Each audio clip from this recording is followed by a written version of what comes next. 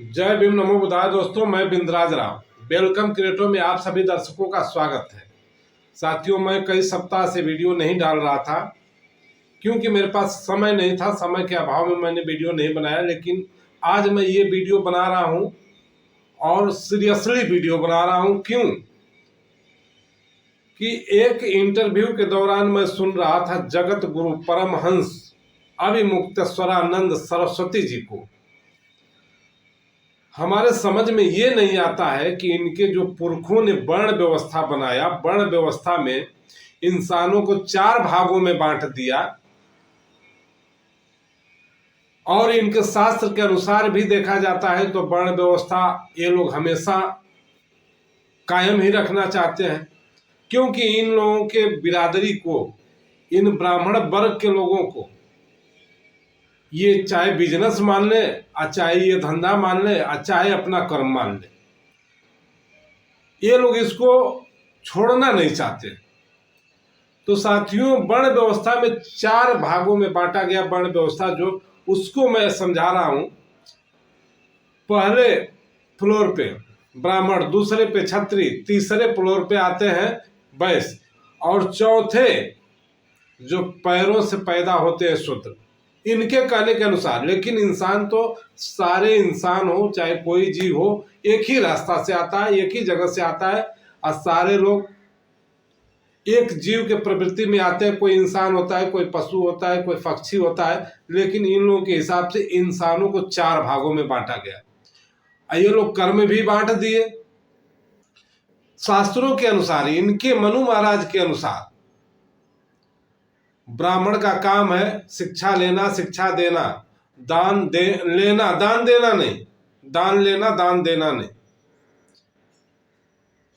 इनकी अनुपस्थिति में राजपूत और वैश्य पठन पाठन का कार्य कर सकते हैं, पूजा पाठ करा सकते हैं। लेकिन चौथे वर्ण से इनको क्या दुश्मनी है, क्या ईर्ष्या है कि इनको कुछ भी नहीं करना, केवल इन लोगों का सेवा करना, वो भी निःशुल्क, बिना मजदूरी का। क्यों भाई? उनके पास पेट नहीं है, उनको भूख नहीं लगती, उनको प्यास नहीं लगती, उनको कपड़े की जरूरत नहीं है, उनको शिक्षा की जरूरत नहीं। क्या आप लोगों ने ये ढोंग बना रखा है कि चौथे वर्ण के लोगों को आप लोगों ने देखना ही नहीं पसंद करते हो? क्यों, क्या कारण है भाई? एक शंकराचार्य नहीं, सारे शंकराचार्यों की यही आदत है। यही मानसिकता बना के रखते हैं, इतनी घिनौनी मानसिकता कि शूद्र न वेद पढ़ सकता है, न वेद सुन सकता है, ना वो ही कथा वाचन कर सकता है, ना ही वो पूजा पाठ करा सकता है, न कर सकता है। भैया आखिर क्यों नहीं? वो इंसान नहीं है? यही इंटरव्यू के दौरान ये बोल रहे हैं। थोड़ा इनका वीडियो देखिएगा आप लोग।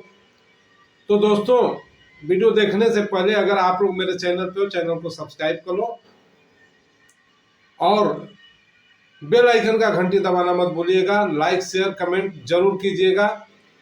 चलिए इनका वीडियो देखते हैं और सुनते हैं, इसके बाद चर्चा करते हैं।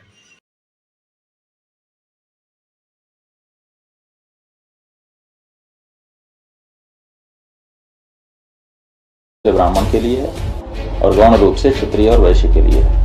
शूद्र के लिए संन्यास नहीं, यहाँ तक कि गुरुकुल में वास भी नहीं है।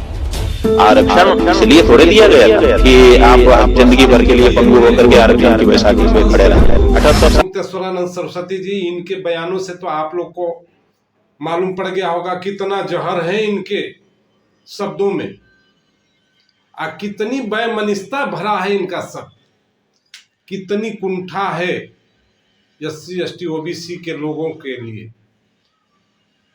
ऐसे हैं शंकराचार्य। इनके साथ साथ यही नहीं, तमाम शंकराचार्य हैं। अब तो बच्चे बच्चे भी शंकराचार्य इनके ब्राह्मण वर्ग में पैदा हो रहे हैं। जो भी पैदा हो रहा है, शंकराचार्य पैदा हो रहा है। तो साथियों, इनका कहना है कि ब्राह्मण ही पूजा पाठ हवन यज्ञ करा सकता है, वेद शास्त्रों का ज्ञान दे सकता है, वेद शास्त्र पढ़ सकता है, अन्यथा कोई वर्ग नहीं पढ़ सकता है। किसी वर्ण को इनके शास्त्रों में मान्यता नहीं है पढ़ने की।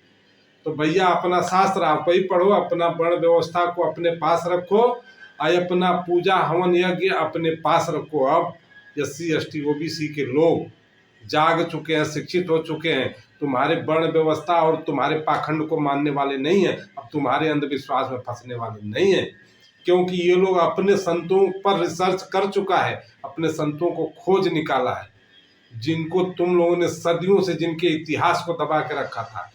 आज ये बहुजन समाज अपने संतों को ढूंढ लिया है।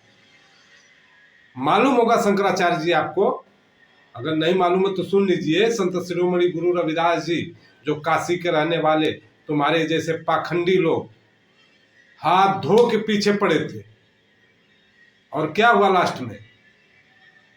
मुंह लटकाए चले गए। आए थे शास्त्रार्थ करने। हमारे संतों को ना ही मंदिर की जरूरत पड़ी, ना ही मंदिर की जरूरत पड़ी, ना ही मस्जिद की जरूरत पड़ी, ना ही उनको हवन यज्ञ की जरूरत पड़ी। वो अपने योग से, अपने साधना से सब कुछ अर्जित कर लिया।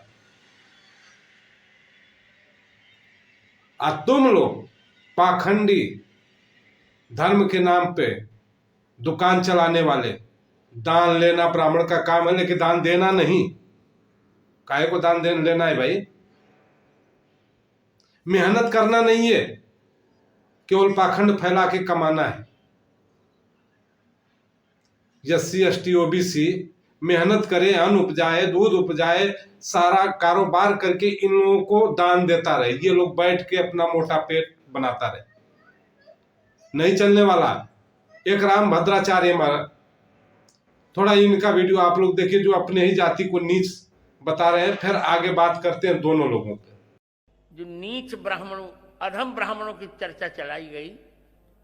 हमारे यहाँ कुछ ब्राह्मण सरयू पारणों में अच्छे नहीं माने, उनके यहाँ ऊंचे कुल के लोग अपनी बेटी नहीं देते। उपाध्याय और चौबे, त्रिगुणायत, दीक्षित और पाठक, इनको इसलिए अधम मानते हैं हम लोग कि इन्होंने विद्यार्थियों से पैसा लेकर पढ़ाया, इसलिए हमने इनको अधम ब्राह्मण मान लिया। बिल्कुल हमारा स्वभाव है। इनके यहाँ हम बेटी नहीं देते और नहीं इनके यहाँ से बेटी लेते। क्यों लेते हैं? साथियों, जगत गुरु अभिमुक्तेश्वरानंद जी और ये हैं रामभद्राचार्य जी, ऐसे अनेक हैं शंकराचार्य। किनका किनका नाम लूं? नाम लेने लगूंगा तो बड़ी लिस्ट हो जाएगी। इन लोगों का पूरा वीडियो भी नहीं दिखा सकता हूं, क्योंकि कॉपीराइट का मसला बन जाएगा। इसलिए मैं इन लोगों का क्लिप दिखाया हूं, तो आप लोग समझ गए होंगे कि इन लोगों के अंदर कितनी अच्छी भावना है, कितनी शूद्रों को सम्मान देते हैं। अब बताइए कि इनके सत्संग में जाना चाहिए कि नहीं? SC ST OBC से मैं पूछ रहा हूं, ऐसे लोगों का सत्संग सुनना चाहिए कि नहीं, जो आए दिन आरक्षण पे प्रहार करें, SC ST OBC के सम्मान स्वाभिमान पे प्रहार करें, SC ST OBC के खान पान पे प्रहार करें। बताइए कितनी कुंठा भरी है, कितनी ईर्ष्या भरी है इन सब शंकराचार्यों, जो मनुवादी समाज के लोग हैं। ये लोग, तुम्हारा भगवान दिया ही क्या है? क्यों मान लो भाई? तुम्हारे भगवान को क्यों मान लो? जब SC ST OBC के बहन बेटियों का बलात्कार होता है तो तुम्हारे भगवान कहाँ रहते हैं? जब किसी SC ST के ऊपर अत्याचार करते हैं तुम्हारे लोग, तो तुम्हारे भगवान कहाँ रहते हैं? तुम लोगों से लाख गुना अच्छे तो रामपाल महाराज जी। कम से कम उनके अंदर वैमनस्यता तो नहीं है, उनके अंदर ऊंच नीच की भावना तो नहीं, उनके अंदर जातिवाद तो नहीं है ना। इतना तो है कि आदमी को, किसी इंसान को सही दिशा निर्देश देते हैं जो प्रमाण के साथ। तो हमारे संतों की बराबरी नहीं कर सकते हो शंकराचार्य महाराज जी। आप लोग भले आप लोग जगत गुरु हो, परमहंस हो, फलाना ढेमकाना जो भी अपने आप को बन जाओ, लेकिन हमारे संतों का बराबरी नहीं कर सकते हो। तुम लोग केवल अपमानित करते हो। लेकिन सोने को कचड़े में डाल दो तो सोने की कीमत कम नहीं हो जाती है, सोने की चमक खराब नहीं होती है। सोना फिर अपने आप रूप में सोना सोना ही रहता है, उसकी कीमत 2 गुनी 4 गुनी बढ़ती ही रहती है। लेकिन तुम लोग ऐसे व्यक्ति हो कि तुम लोगों के आंखों में बहुजन समाज के संत समाज चुभते रहते हैं। तो साथियों, मेरा ये वीडियो कैसा लगा आप लोग कमेंट करके जरूर बताइए। इसी के साथ मिलते हैं अगले नेक्स्ट वीडियो में, तब तक के लिए धन्यवाद। जय भीम, नमो बुद्धाय, जय भारत, जय संविधान।